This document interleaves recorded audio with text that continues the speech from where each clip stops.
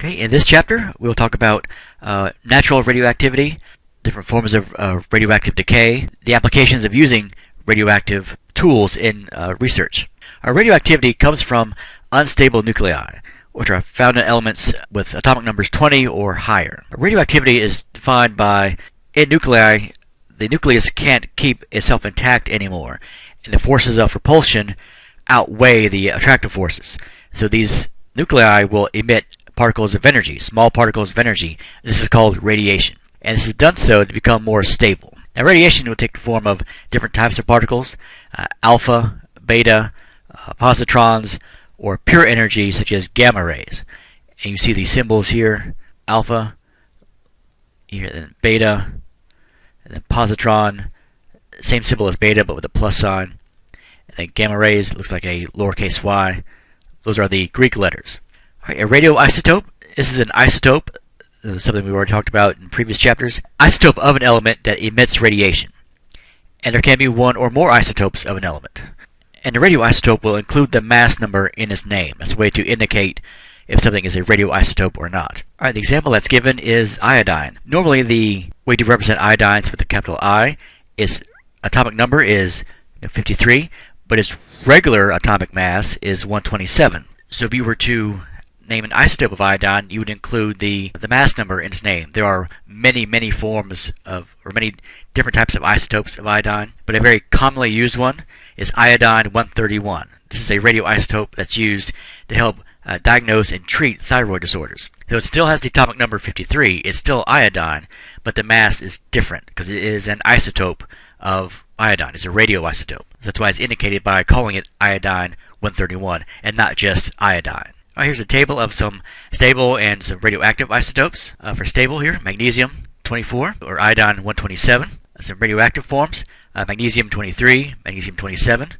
These are still forms of magnesium, but they have different masses, so they're isotopes, and because they emit radiation, they're radioactive isotopes. And for iodine, normal form is 127, but 125 is an isotope, and iodine 131 is an isotope, a radioactive isotope.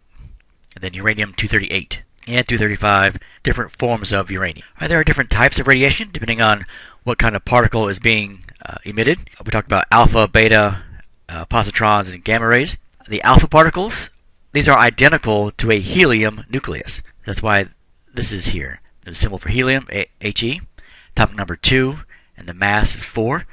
These values will be important later on in this chapter. Beta particles, these are high energy electrons, or these emit high energy electrons. This is how that's indicated. E for electrons, -1. Positrons, that's a same thing as beta, but positive form. And then the gamma rays, the symbol for gamma, and the zeros for here and here. All right, here's a summary of the different forms of radiation, and their symbol, and then how they're written, and then how it changes the nucleus, and how it will change the charge of the element. For example, the alpha particle, of course, the symbol, again, identical to a nucleus of helium. And you'll have 2 protons and 2 neutrons are emitted as the alpha particle, and it will change the mass number of the element and also change the atomic number also. And same goes on for beta particles or positrons or gamma rays. This table is really just this information but in a table form. All right, nuclear reactions. In a nuclear equation for alpha particle decay, the mass number will go down by 4 and the atomic number will go down by 2. And these numbers are not random. Remember we talked about the alpha particle is identical to a helium nucleus. So that's why when you look over here, if you're looking at a radioactive uranium nucleus, when that breaks down and starts to emit radiation, what it emits is something that's identical to a nucleus of helium. So again, when you're looking at these notations, the symbols here, atomic number here, atomic mass is here. Well, when you lose energy and lose mass, it doesn't just vanish. There has to be a conservation of both of those components. So what you're doing is you're changing the element that you started off with. The atomic mass totals don't change before or after, and the atomic number totals won't change before or after the decay. That's what this image is showing, and that goes back to the learning goal for this part of the chapter, being able to write a balanced nuclear equation showing the mass numbers and the atomic numbers for a radioactive decay. And that's what this image is showing. Starting off with uranium, the radioactive uranium nucleus, atomic number is 92, the mass 238. When that breaks down, it will, because it's alpha decay, it will release something that has atomic number of 2 and a mass of 4. Well, that's going to change these two numbers here. That will go down by 4. So now instead of having 238, you have 234. And the atomic number will go down by 2. So instead of being 92, you have 90. Well, when you change the atomic number, that changes the element completely. So now you have thorium, which matches the atomic number of 90, and the mass will be 234. So when radioactive uranium breaks down with alpha radiation, what it emits is an alpha particle, and the result is also thorium with a mass of 234. But the totals don't change. If you add this mass and that mass, you get what you started out with, 238. If you add this atomic number, 2, and that atomic number, 90, you get 92, what you started off with. These masses and these energies don't just vanish. They have to be the same before the decay and then also after the decay. So in a radioactive decay, the nucleus will break down when it emits radiation. And we're just talking about alpha decay in this example for the uranium and the one that's on this slide. There are other forms of decay, beta, positrons, gamma rays. Those all affect the radioisotope differently. But right now we're just talking about alpha. So for example, this element here, CF, is californium. The atomic number is 98. Its mass is 251. When that breaks down with alpha decay, the atomic number will go down by 2. So that gives you 96. And the mass will go down by 4. 251 goes down by 4 to 247. Alright, so this number going down to 96 completely changes the element. You don't have californium anymore. You have the element Cm, or curium, and its mass is now 247. And of course you get the helium nucleus also emitted with alpha decay. Again, before the decay started, you had a mass total of 251. You have that still after the decay. 247 plus this 4 of helium gives you the 251. Same process for the atomic number. You started off with 98 before the decay started, and afterwards 96 of the curium plus the 2 from helium also gives you 98. So these totals should be balanced before and after the breakdown. When the nuclei of either alpha or beta or positron or gamma emitters propel their radiation out, what's produced is a new and more stable nuclei.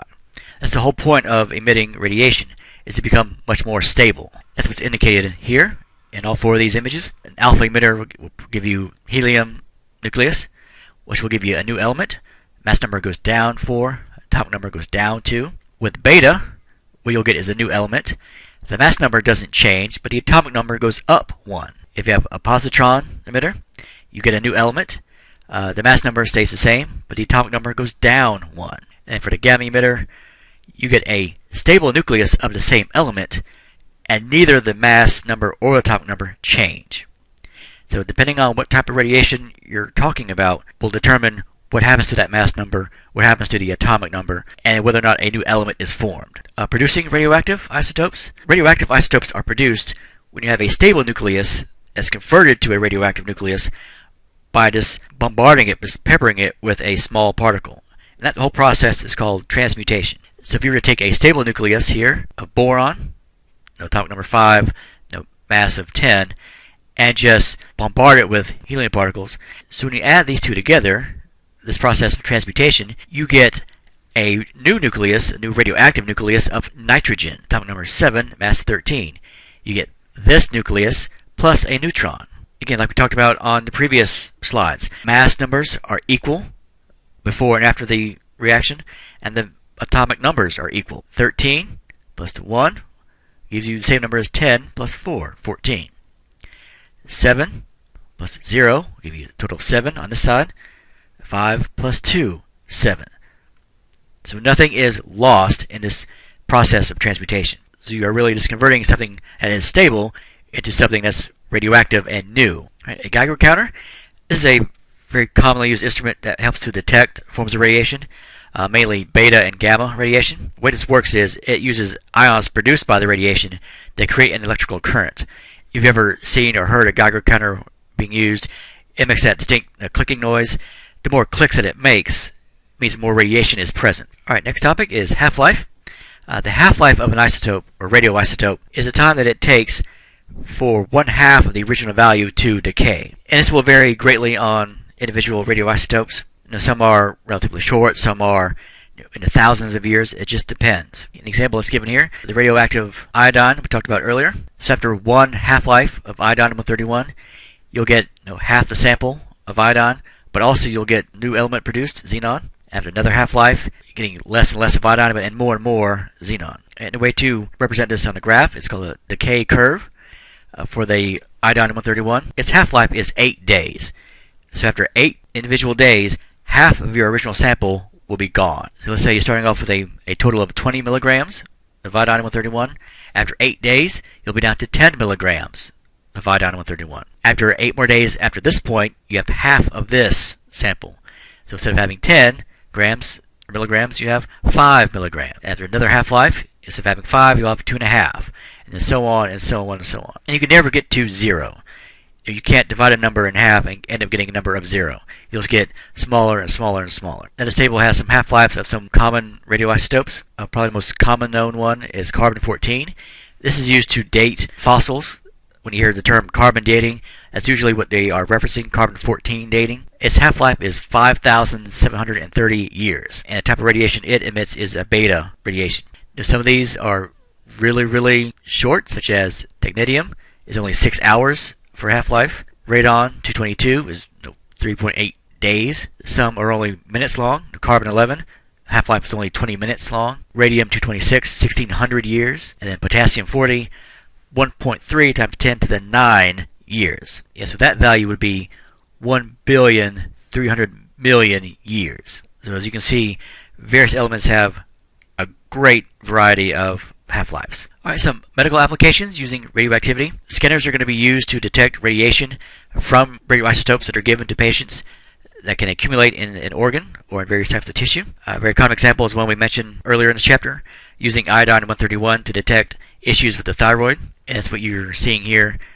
This patient is being scanned for radioactive iodine-131, and it will show up in various spots within the thyroid gland. Now, radioisotopes that have a short half-life will be used in nuclear medicine because the cells in the body don't differentiate between the radioactive forms of an atom and the non-radioactive forms. And also, once these are incorporated into the cells of the body, the radioactive forms are easily detected because they emit radiation, and normal cells do not emit radiation. So that's what's going on in this image here. The iodine-131 will show up as opposed to, say, regular iodine because it's not radioactive. A tool that can be used using radioactive isotopes is the PET scan, PET scan, positron emission tomography. It will detect positron radiation. Positron emitters with very short half-lives are used to study brain function, body metabolism, and blood flow. And some examples that could be used, carbon-11, oxygen-15, nitrogen-13, fluorine-18. These all will combine with electrons after emission to produce gamma rays, which are detected by the various scanners that your doctor uses. This will help to create a 3D image of the organ. Here's a good example of use of a PET scan. These are scanned images of a brain.